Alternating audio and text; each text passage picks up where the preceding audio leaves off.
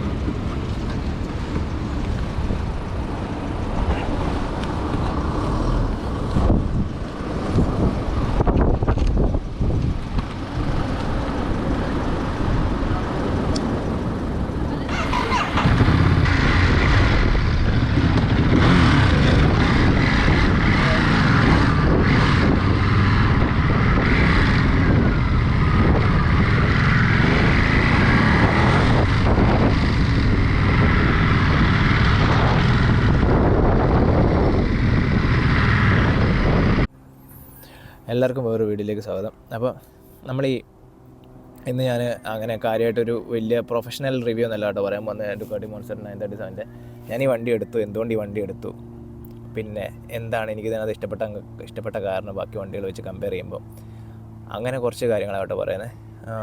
അപ്പോൾ ഇന്ന് ഞങ്ങളൊരു കോസ്റ്റൽ റൂട്ടിൽ കൂടെ ചുമ്മാ റൈഡിന് വന്നേക്കുക.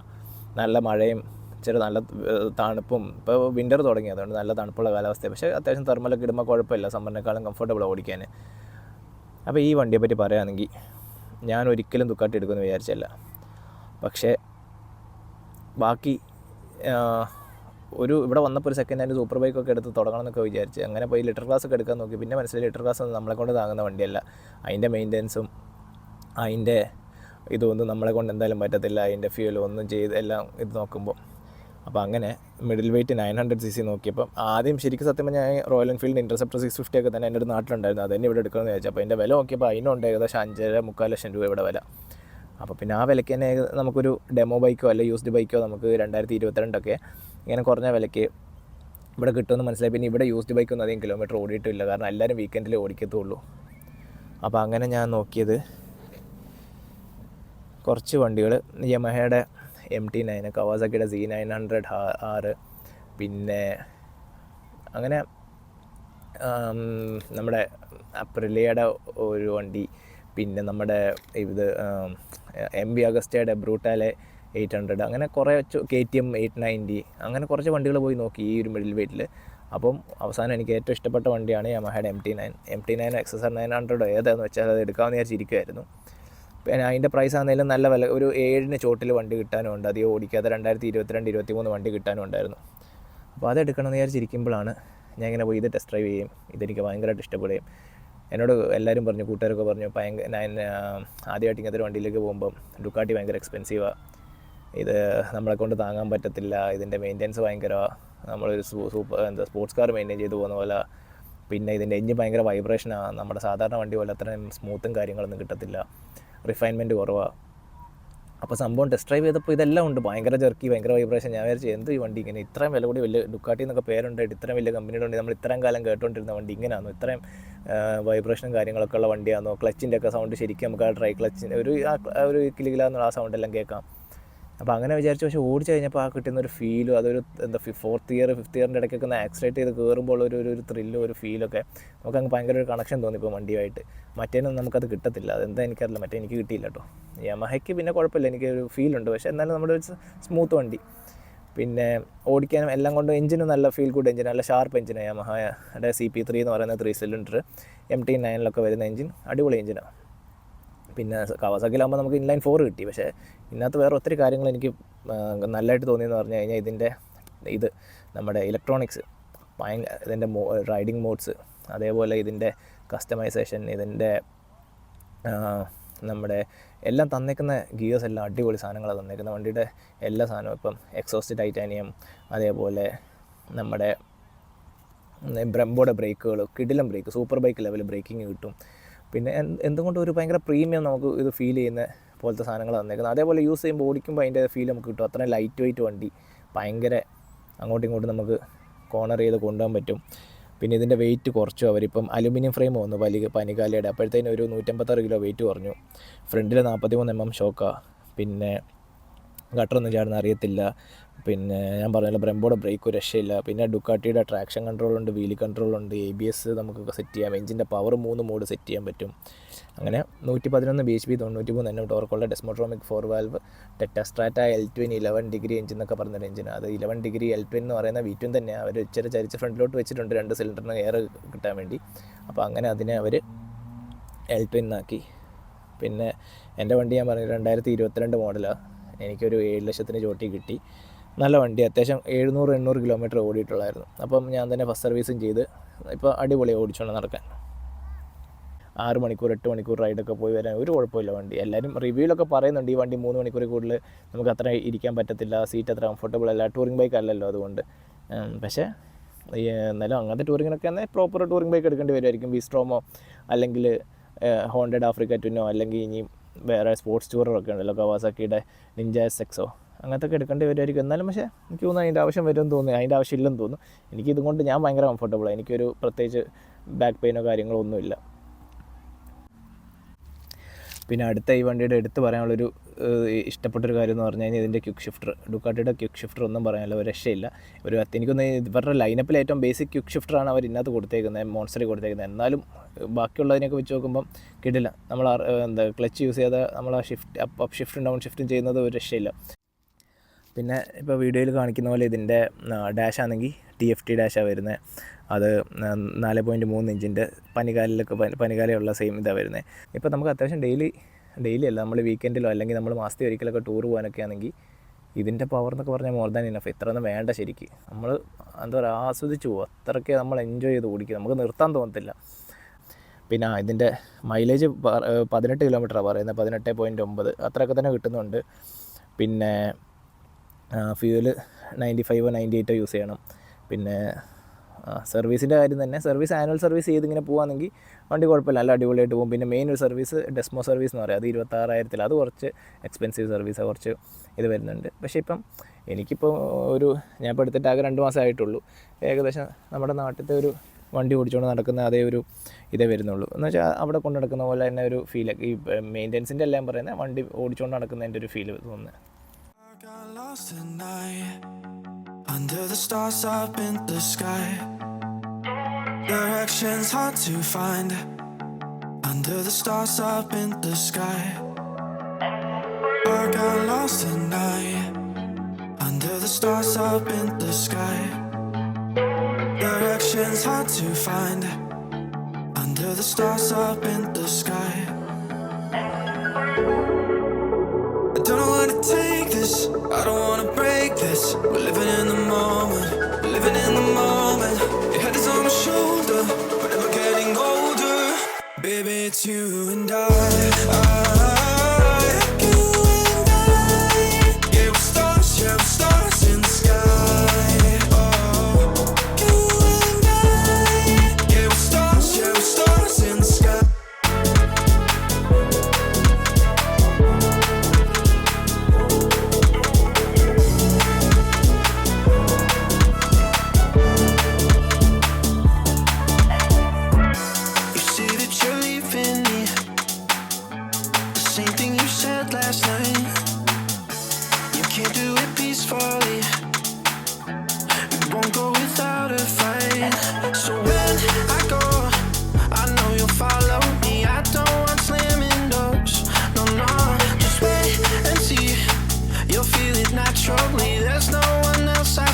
I know you'll follow me. I don't know where to take this, I don't wanna break this. We're living in the moment, living in the moment.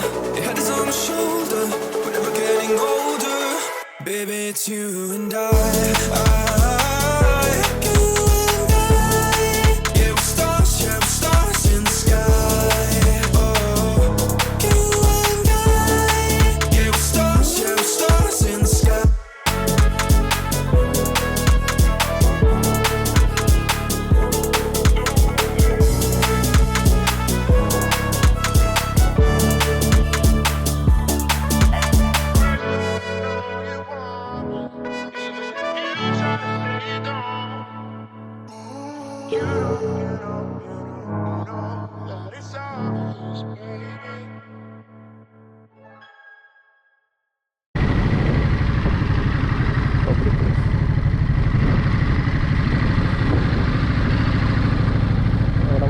അപ്പോൾ അവരെ കാണാനില്ല. അതുകൊണ്ട്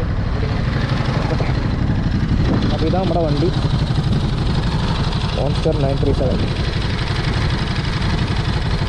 അത്യാവശ്യം റൈഡൊക്കെ പോകാൻ നല്ല ഇതാന്ന് തോന്നുന്നു. ഇപ്പോൾ നല്ലൊരു വ്യൂ പോയിന്റ് കിട്ടി. പോയി നോക്കട്ടെ.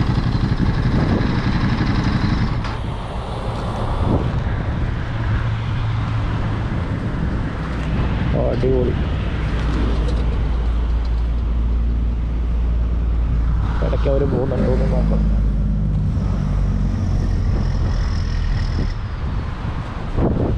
സൂപ്പർ അടിപൊളി വ്യൂ. എന്താ സംഭവം?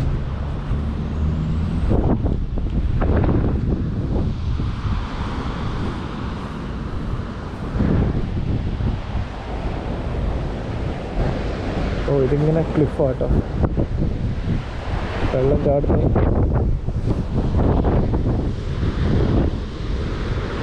അടിപൊളി, നല്ല അടിപൊളി ഒരു പീസ്ഫുൾ സ്ഥലമാണ്.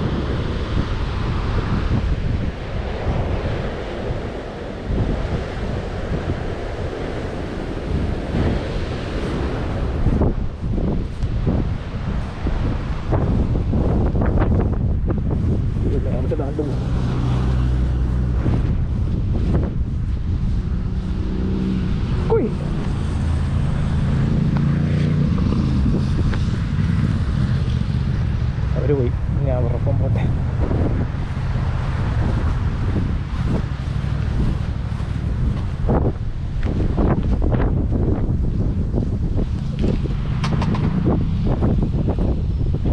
അവർ വരുന്നുണ്ട്. അപ്പം പിന്നെ പോട്ടെ.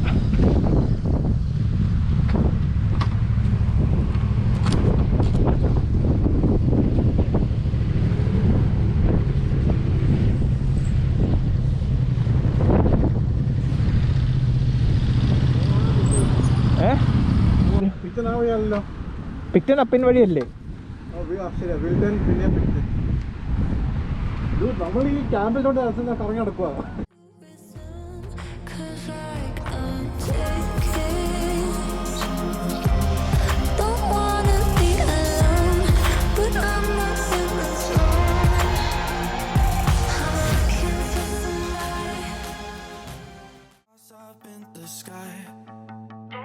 Directions hard to find under the stars up in the sky.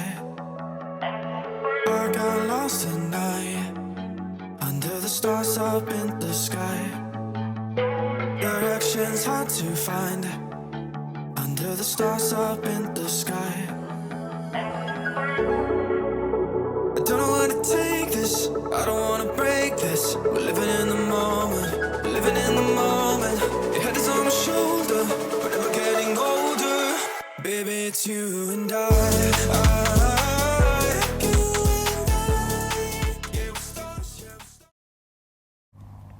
അപ്പോൾ ഞാനിങ്ങനെ ഒത്തിരി വലിച്ചു നീട്ടി പറയുന്നില്ല. ഞാൻ പെട്ടെന്ന് വണ്ടിയുടെ കാര്യമായിട്ടുള്ള സ്പെസിഫിക്കേഷൻസും പിന്നെ ഞാൻ പറഞ്ഞ കാര്യങ്ങളും എല്ലാം പറഞ്ഞിട്ട് വേഗം നിർത്താം. അപ്പോൾ ഇതിൻ്റെ എൻജിൻ വരുന്നത് 937 L-twin 11 ഡിഗ്രി ടെറ്റാസ്ട്രാറ്റ എന്ന് പറഞ്ഞ എഞ്ചിനാണ് വരുന്നത്. അത് 11 ഡിഗ്രി എന്ന് പറയുന്നത് ഇതിൻ്റെ നമ്മുടെ സാധാ ഒരു V-twin തന്നെയാണ്, പക്ഷേ അവർ L-twin എന്ന് പറയുന്നുണ്ട്. V-twin ഓടിക്കുന്ന അതേ ഫീൽ കിട്ടും. പിന്നെ എപ്പോഴും ഒരു ഇൻലൈൻ 4 ബൈക്ക് സൗണ്ട് ഒത്തിരി അടിപൊളിയാണെങ്കിലും എനിക്കറിയത്തില്ല, എല്ലാവർക്കും ഒരു കൂടുതൽ ആൾക്കാർ റൈഡ് ചെയ്യാനും ഒരു കണക്ഷൻ ഫീൽ ചെയ്യുന്നതും എപ്പോഴും ഈ V-twin-ആയിട്ട്. ഇതിൻ്റെ ഫ്രെയിം അവർ മാറ്റി. സാധാ മോൺസ്റ്റർ എല്ലാം ട്രെലിസ് ഫ്രെയിം ആയിരുന്നു വരുന്നത് ഇത്രയും കാലം. അതായിരുന്നു മോൺസ്റ്ററിൻ്റെ മെയിൻ, ഇതാ ഒരു ബൾക്കി ഫ്രെയിമും ട്രെലിസ് ഫ്രെയിമും. പക്ഷെ അവരത് മാറ്റിയിട്ട് നമ്മുടെ അലുമിനിയം ഫ്രെയിം എടുത്ത് വെച്ചു പനികാലയിലുള്ള. അത് നമ്മുടെ ചെറിയൊരു 200 cc നമ്മുടെ 200 NS ഒക്കെ കൊണ്ടു നടക്കുന്ന പോലെ ഈ വണ്ടി കൊണ്ടു നടക്കാൻ പറ്റും. എനിക്ക് എങ്ങനെ നോക്കിയിട്ട് ആലോചിച്ചിട്ട് മനസ്സിലാകുന്നില്ല ഇവർ ഈ 937 cc എഞ്ചിൻ എങ്ങനെ ഇത്രയും കുഞ്ഞാക്കി കൊണ്ട് വെച്ചെന്ന്. ഭയങ്കര കോമ്പാക്റ്റാണ് വണ്ടി. ബ്രേക്കാണ് ഒരു രക്ഷയില്ല, ബ്രംബോയുടെ ബ്രേക്സാണ് വരുന്നത്. ബ്രംബോയുടെ ബ്രേക്സ് അത്യാവശ്യം സൂപ്പർ ബൈക്ക് ലെവൽ ബ്രേക്കിംഗ് കിട്ടും നമുക്ക് ഈ വണ്ടിക്ക്. പിന്നെ ട്രാക്ഷൻ, വീലി കൺട്രോൾ, ABS എല്ലാം ഡുക്കാട്ടിയുടെ പിന്നെ ഡീഫോൾട്ടായിട്ട് വരുന്നുണ്ട്. പിന്നെ ഡുക്കാട്ടി പവർ ലോഞ്ച് എന്ന് പറഞ്ഞൊരു സാധനമുണ്ട്.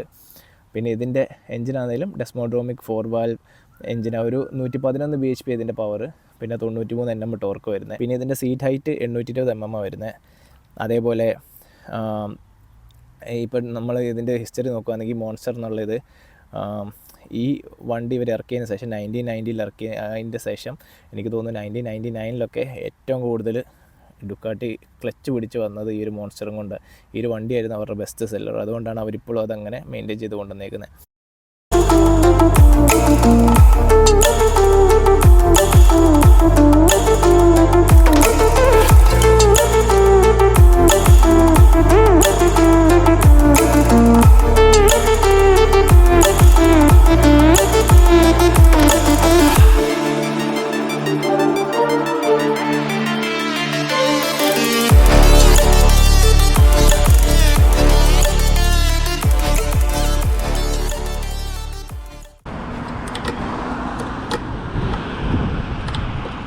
കിട്ടാൻ കടിച്ചോണ്ടങ്ങ് പോയാൽ പിന്നെ ടെൻഷൻ അടിക്കണ്ട.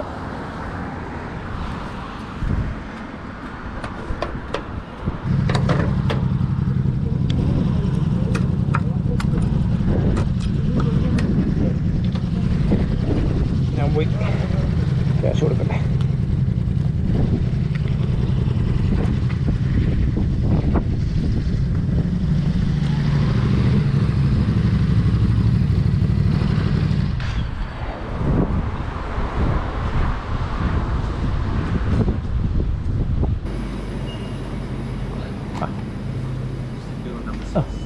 It's $11.80.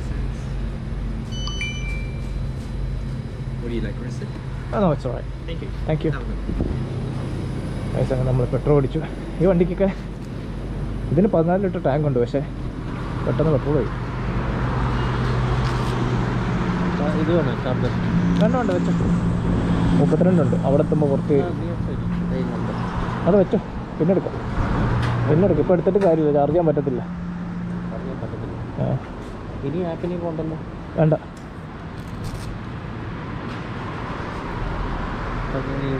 സെയിം റൂട്ടല്ലേ, പിക്കനിലോട്ട്.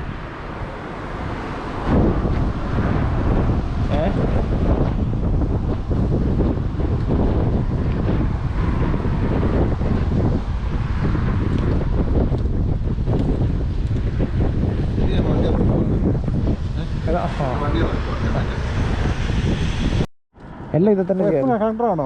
എപ്പോഴും കണക്റ്റഡ് ആണോ? എപ്പോഴും കണക്റ്റഡാ. അത് ബാറ്ററി ആണോ അതിൽ? ഗോപ്രോയോ? ഇല്ല, ഞാൻ ഓഫ് ആക്കിയിട്ടേക്കുമായിരുന്നു, സ്വിച്ച് ഓഫ് ചെയ്ത് വെച്ചേക്കുമായിരുന്നു. അപ്പോൾ ഇന്നത്തെ കാണിക്കുന്ന വിഷ്വൽസ് അല്ല. ഇന്നിപ്പോൾ ഞങ്ങൾ റൈഡ് പോയതിൻ്റെയാണ്. ഇന്നിപ്പോൾ ഒരു ചെറിയൊരു 300-350 കിലോമീറ്റർ റൈഡ് ചെയ്തു കോസ്റ്റൽ റൂട്ടിൽ കൂടെ. അപ്പോൾ പിന്നെ ഞങ്ങൾ രാവിലെ പോയി ഒരു ഇന്ത്യൻ ഇവിടുന്ന് ഫുഡ് കഴിച്ച് അങ്ങനെ ഒരു മഴയൊക്കെ ആയിരുന്നു, ഇച്ചിരി ചാറ്റ മഴയും നല്ല തണുപ്പാണ്. ഇവിടെ ഇപ്പം സിഡ്നിയിൽ ഓസ്ട്രേലിയയിൽ നല്ല തണുപ്പ് തുടങ്ങി. അപ്പം അതിൻ്റെ ഇടയിൽ കൂടെ കുഴപ്പമില്ല, അത്യാവശ്യം ഗിയേഴ്സ് എല്ലാം നമ്മൾ തെർമലും കാര്യങ്ങളെല്ലാം ഇട്ട് ഓടിക്കുകയാണെങ്കിൽ സമ്മറിനേക്കാൾ ഓടിക്കാൻ നല്ലത് വിൻ്ററിലാണ്. നല്ല സുഖം ഓടിക്കാൻ.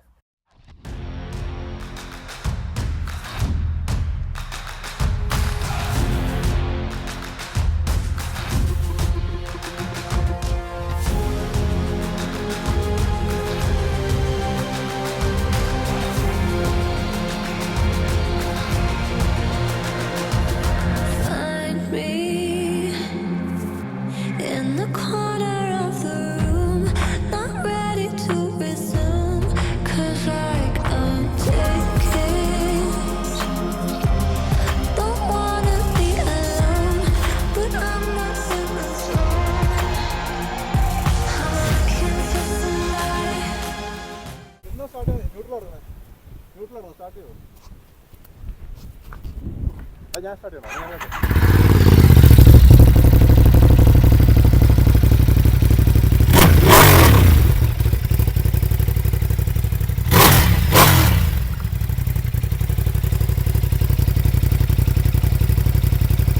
അപ്പോൾ അത്രയൊക്കെയുള്ള വീഡിയോയിൽ ജസ്റ്റ് ഒരു ചെറിയ റിവ്യൂ.